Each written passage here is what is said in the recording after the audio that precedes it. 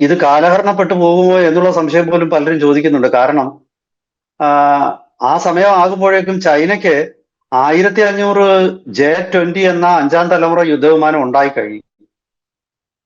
പിന്നെ 6ാം തലമുറ യുദ്ധവിമാനം ഇന്നലെ നമ്മൾ ചർച്ച ചെയ്താണ് J-36. J-35ഉം 36ഉം ഒക്കെ 6ാം തലമുറ യുദ്ധവിമാനമാണ്. അതും അവര് നിർമ്മിച്ചു തുടങ്ങും അപ്പോഴത്തേക്ക്. പിന്നെ ഇതിന്റെ പ്രയോജനം എന്താണ് എന്നൊരു ചോദ്യം പലരും ചോദിക്കുന്നുണ്ട്. ആ അർത്ഥത്തിലൊക്കെ നമുക്ക് നോക്കിക്കഴിഞ്ഞാൽ നമ്മളുടെ ഒരു യുദ്ധവിമാന പദ്ധതിയും നമുക്ക് നടപ്പാക്കാൻ പറ്റത്തില്ല. പക്ഷേ നമ്മൾ ചിന്തിക്കേണ്ടത് ഈ AMCA എന്നത് നമുക്ക് യുദ്ധവിമാന നിർമ്മാണത്തിൽ ലോകത്തിലെ പ്രമുഖരോട്, അതായത് ചൈനയോടും അമേരിക്കയോടും ഫ്രാൻസിനോടും ഒക്കെ ഒപ്പം എത്താനുള്ള അവസാനത്തെ ബസ്സാണ്. ഈ ബസ്സിൽ കയറിയില്ലെങ്കിൽ പിന്നെ നമ്മുടെ സ്റ്റോപ്പിൽ അങ്ങ് നിൽക്കും, തിരിച്ച് വീട്ടിൽ പോകാൻ നിവർത്തിയുള്ളൂ. അതായത് വരും കാലങ്ങളിൽ പിന്നെയും റഷ്യയിൽ നിന്ന് യുദ്ധവിമാനങ്ങൾ വാങ്ങിക്കുന്ന ഗതികേടിലേക്ക് നമ്മൾ തിരികെ പോകും. അത് വേണോ, ഇതിപ്പം നമ്മൾ കുറച്ച് പിറകിലായിരിക്കാം.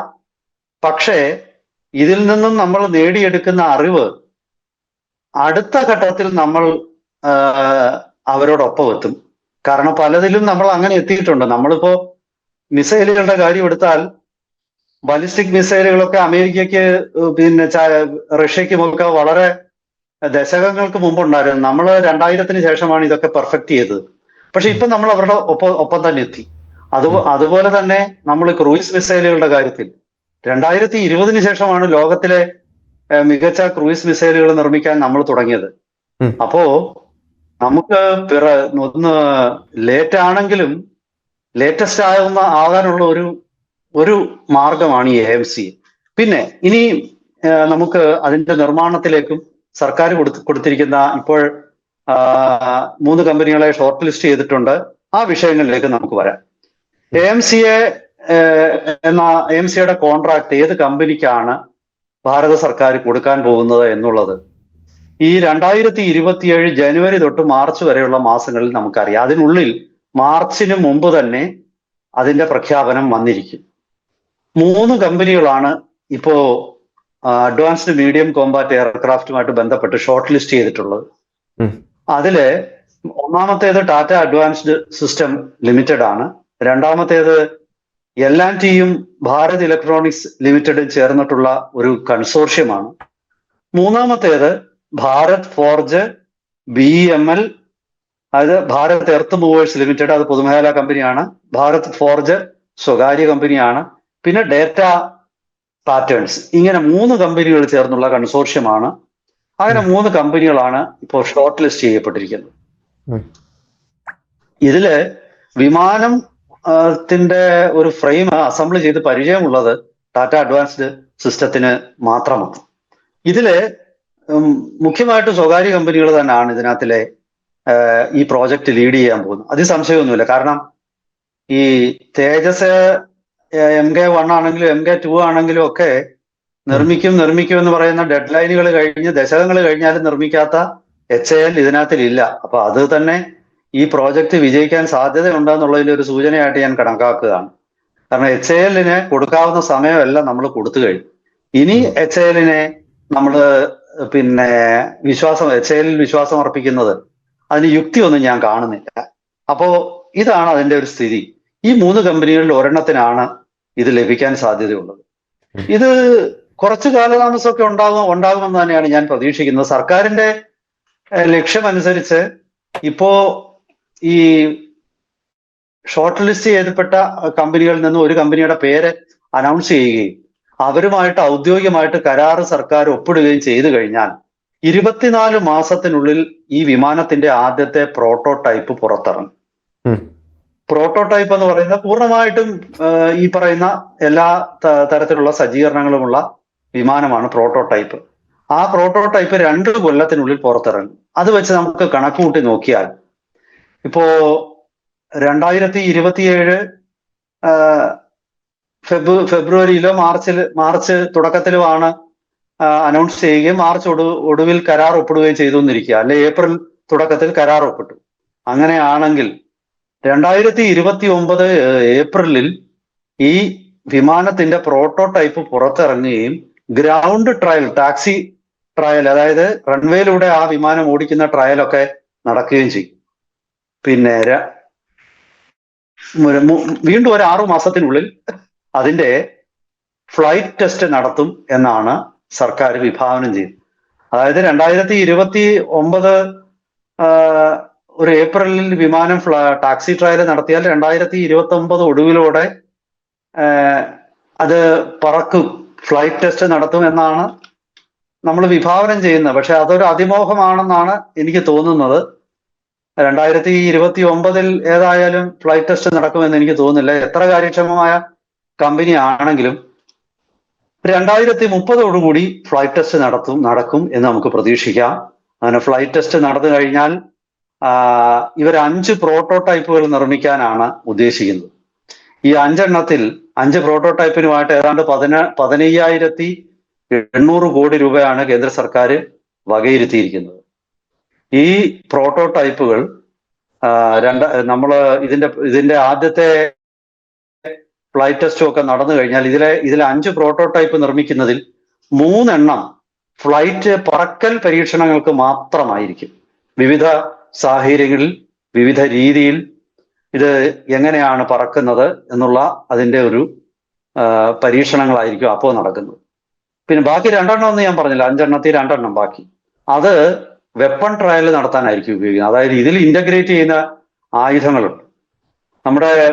നമ്മളിപ്പോ പുറത്തിറക്കാനിരിക്കുന്ന ബ്രഹ്മോസ് NG ഇപ്പോൾ നമ്മുടെ കൈവശമുള്ള എക്സ്റ്റെൻഡഡ് റേഞ്ച് 500 തൊട്ട് 700 കിലോമീറ്റർ റേഞ്ച് വരെയുള്ള ബ്രഹ്മോസ്, പിന്നെ അതുപോലെ അസ്ത്ര MK1, 2, 3 3 രുദ്രം മിസൈല്, അതിന്റെ വിവിധ കാറ്റഗറിയിലെ മിസൈലുകള്, പിന്നെ ഇന്ത്യ സ്വന്തമായിട്ട് നിർമ്മിച്ച വിരൂപാക്ഷ എയ്സാർ റഡാർ, അതായത് പിന്നെ ഇപ്പോ ആ എയ്സാർ റഡാർ നമ്മൾ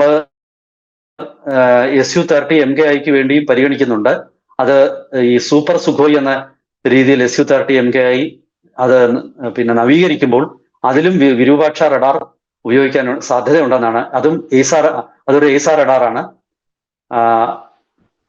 active electronically scanned array radar എന്ന ഒരേ സമയം 10-30ഓളം ടാർഗറ്റുകളെ എൻഗേജ് ചെയ്യാനും 60-ലധികം